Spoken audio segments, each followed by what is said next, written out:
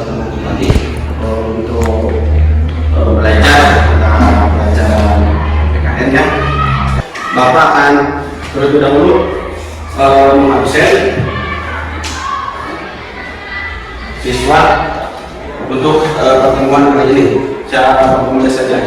Abdul Ghani hadir. Aida Ria, Kita Sri Wijanti kemana? Sakit. Nah, sebelum kita masuk ke materi, saya akan bertanya kepada kalian berhubungan dengan materi yang kita bahas. Sebelum ke sana, saya bertanya dulu. Ada yang tahu apa itu Pancasila? Ya, silakan. Jawab aja. Pancasila adalah dasar negara. Betul atau salah? Betul. Pancasila itu adalah dasar negara. Dasar negara mana? Negara kita, negara Indonesia. Nah, Pancasila itu artinya apa? Kalian tahu? Ya, silakan naik lagi. Pancasila itu artinya apa? Lima. Berasal dari bahasa apa? Kalian tahu? Pancasila bahasa Sanskerta. Panca itu artinya apa? Lima. Sila itu artinya bahasa. Jadi Pancasila itu adalah lima bahasa. Pelajaran kita hari ini pertama, bisa mensyukuri Pancasila sebagai dasar negara yang merupakan anugerah Tuhan yang Maha Esa. Kedua, menunjukkan sikap bangga akan tanah air sebagai perwujudan nilai-nilai Pancasila sebagai dasar negara. Menunjukkan Pancasila. Masing-masing kelompok akan mengerjakan tugas dan akan mendiskusikan tugas yang saya berikan. Nanti silakan kalian kerjakan sesuai dengan petunjuk atau sesuai dengan tugas di KPD-nya masing-masing. Sumber belajar nanti saya berikan buku paket, juga ada ringkasan materi yang bisa kalian baca untuk mengisi tugas-tugas yang saya berikan. Nanti silakan didiskusikan di kelompoknya masing-masing ya. Nah, sekarang kita masuk ke materi. Nah, materi kita adalah penerapan Pancasila dari masa ke masa. Nah, di slide bisa kita lihat penerapan Pancasila dari masa ke masa. Pertama adalah penerapan Pancasila pada masa awal kemerdekaan, yaitu dari tahun 1945 sampai 1950. Nah, silakan bisa kalian baca ya. Ini penerapan Pancasila pada masa awal kemerdekaan. Nah, ini silakan dibaca lagi. Itu gambar pemberontakan PKI dari Madiun tahun 1948 ya. Ada yang ingin menyampaikan atau menambahkan? Ini kan materinya ringkas ya, materi ringkasan. Mungkin ada yang bisa menambahkan untuk melengkapi materi ini. Ada tidak? Ada yang mau menambahkan kayak ini Pak? Ada nggak? Sok silakan. Ayo. Pemberontakan PKI atau Partai Komunis Indonesia terjadi di Madiun pada tanggal 18 September 1948. Ya. Ada apa yang mau lanjutkan? Pemberontakan PKI di Madiun dipimpin oleh siapa? Siapa yang mau menjawab? Angkat tangan. Siapa yang mau menjawab? Angkat tangan. Pemberontakan PKI Madiun dipimpin oleh siapa? Siapa? Buso. Ya. Terus kalau pemberontakan di TNI di Jawa Barat dipimpin oleh siapa? Siapa yang tahu? Angkat tangan. Ya, Sekar Maji Marijan Kartosuwiryo. Ya, kita lanjutkan. Nah, berdasarkan UUD 1950, silakan dibaca. Penerapan Pancasila pada periode 1950 sampai 1959 cenderung diarahkan sebagai ideologi liberal. Hal ini ternyata tidak menjamin stabilitas pemerintah. Ya. Terlaksana pemilihan umum pertama Indonesia yaitu pada tanggal 29 September 1955. Nah, pada tahun 1950 sampai 1959 muncul sejumlah pemberontakan bertujuan melepaskan diri dari NKRI yaitu sebagai berikut. Tadi ya sudah dibahas DTI, PRRI dan pemberontakan permusnahan. Ini merupakan Pancasila menjadi ideologi yang lain. Sebagai pihak menyebut pada masa 1959 hingga 1996 sebagai periode demokrasi terpimpin. Pada masa ini demokrasi dianggap tidak berada pada kekuasaan rakyat sebagaimana diamanatkan oleh Pancasila, namun cenderung berada pada kekuasaan persekutif. Nah ini mulai terjadinya penyimpangan terhadap Pancasila pada masa Orde Lama. Saya berikan tugasnya, tugas KKPD untuk kelompok 1, kelompok 2, kelompok 3, kelompok 4. Nah, silakan diskusikan materi yang saya berikan. Nanti setiap kelompok nanti akan menyampaikan hasil kerjanya masing-masing, dan kelompok lain nanti akan memberikan pendapat, memberikan pandangan, menambahkan, menambah, atau bertanya kepada kelompok yang menyampaikan presentasi. Ini kan kelompok sudah mendiskusikan ya, sudah saya berikan di dalam kelompoknya masing-masing. Nanti silakan ketua kelompok masing-masing menyampaikan hasil diskusi kelompoknya. Kelompok lain nanti bisa memberikan tanggapan, baik itu usahakan, menambahkan, atau memberikan pertanyaan kepada kelompok yang menyampaikan ini. Nah, sekarang kita presentasi untuk kelompok 1. Silakan. Penyimpangan terhadap Pancasila pada masa awal kemerdekaan. Kelompok 1 silakan sampaikan. Penyimpangan atau kelemahan atau kelebihan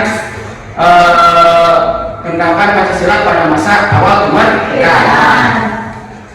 Kelebihannya adalah dengan adanya Pancasila sebagai dasar negara Indonesia menghidupkan semangat nasionalisme masyarakat untuk bangkit menjadi satu kesatuan, yaitu bangsa Indonesia. Ya, itu kelemahannya. Penyimpangan atau kelemahannya?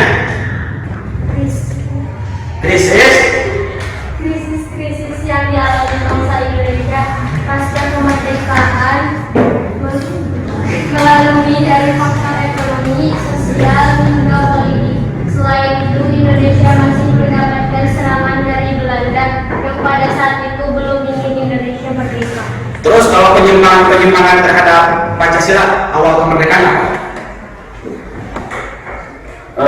Ini penyimpangannya itu kan nama kekurangan ya. Penyimpangannya apa? Kelompok 1 terlewat. Penyimpangannya apa? Penerapan Pancasila pada masa awal kemerdekaan apa? Kelompok lain ada yang bisa bantu? Siapa? Kelompok 2. Penyimpangan terhadap Pancasila pada awal kemerdekaan. Pemberontakan PKI. Ya. Apa lagi? Pemberontakan terorisme. Terus? Ya, kelompok 3 sebenarnya pemberontakan lagi. Apa? Terus? Pemberontakan RNS. Pemberontakan RNS. Tadi yang disebutkan kelebihan dan kekurangan, tapi penyimpangan tadi pemberontakan PKI Mandur tahun 48, pemberontakan APRA, pemberontakan RNS, Permesra, jadi TNI. Ya, kemudian kita lanjutkan di kelompok 2. Silakan kelompok 2. Penyimpangan terhadap Pancasila dan kelebihan kekurangannya pada masa Orde Lama. Silakan. Penyimpangan terhadap Pancasila pada masa Orde Lama. Yang pertama, Presiden Soekarno ditetapkan sebagai presiden seumur hidup berdasarkan Tap MPRS nomor 20 tahun 1963 yang menyebutkan kekuasaan presiden semakin besar dan tidak terbatas. Ya, selanjutnya. Yang kedua, Presiden mengeluarkan penetapan Presiden nomor 3 tahun 1960 tanggal 5 Maret 1960 yang membubarkan DPR hasil pemilu 1950. Ya, selanjutnya ada pejabat. Ya, ada, silakan. Yang terakhir, Presiden membentuk MPRS yang anggota-anggotanya terdiri atas anggota DPR, GR, utusan daerah dan utusan golongan yang semuanya diangkat serta diberhentikan oleh Presiden. Ya, itu penyimpangannya. Kelemahan dan kekurangan kelebihannya. Kelebihannya, dilaksanakan pemilihan umum yang sesuai dengan asas musyawarah yang ada pada Pancasila dan kembalinya Irian Barat ke bangsa Indonesia. Itu kelebihan. Kekurangan.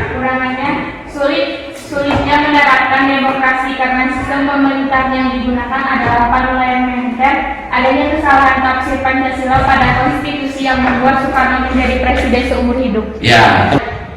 Nah, kelompok 3 tugasnya memberikan apa yang disampaikan oleh kelompok 1 tadi, apa yang ditangkap oleh kelompok 3 bisa digambarkan. Menjadi pemicu semangat kita. Oh iya, iya maksudnya apa materi yang disampaikan oleh kelompok 1 itu apa menurut kalian gambarannya? Nah, Dengan adanya Pancasila dapat menumbuhkan semangat nasionalisme. dengan adanya Pancasila bisa meningkatkan semangat nasionalisme masyarakat. Kelompok 4 tadi apa yang disampaikan kelompok 2 yang dapat kalian pahami dari yang disampaikan oleh kelompok 2 mengenai penyimpangan terhadap Pancasila pada masa Orde Baru lama. Orde Lama. Ya. Apa? Presiden Soekarno ditetapkan sebagai presiden seumur hidup. Oh, jadi kelompok 4 menyimpulkan bahwa Presiden Soekarno itu dapat presiden seumur hidup. Betul, Mas? Betul, salah satu penyimpangan terhadap Pancasila pada masa Orde Lama. Ada yang bisa menyimpulkan? Sok, silakan nih. Kesimpulannya, ringkasannya. Penerapan Pancasila pada awal kemerdekaan dan pada masa Orde Lama, gimana?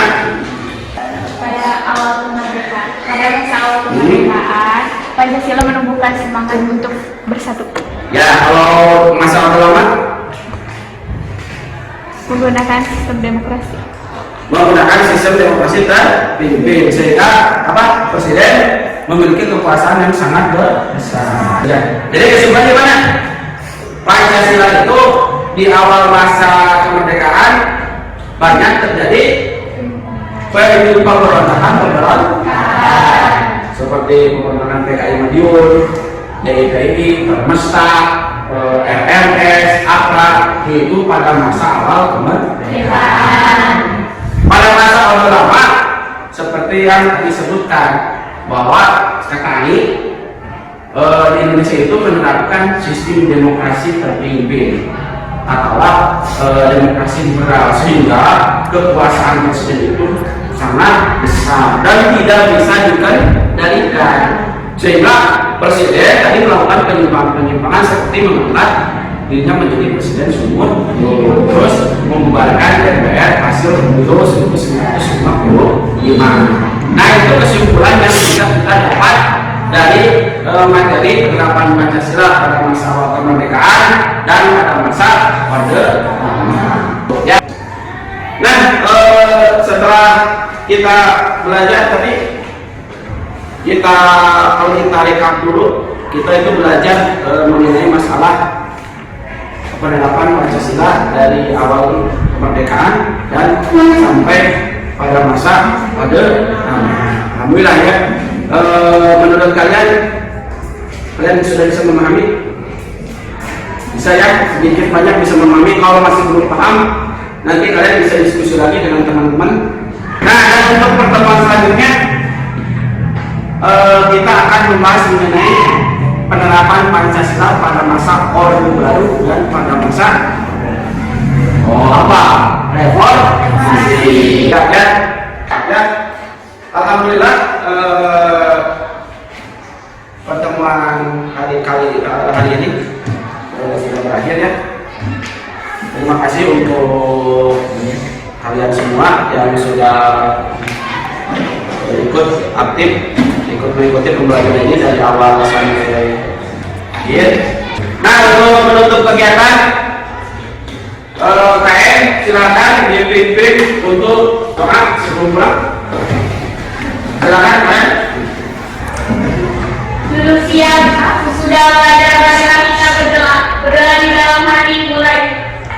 Berdoa selesai, beri salam.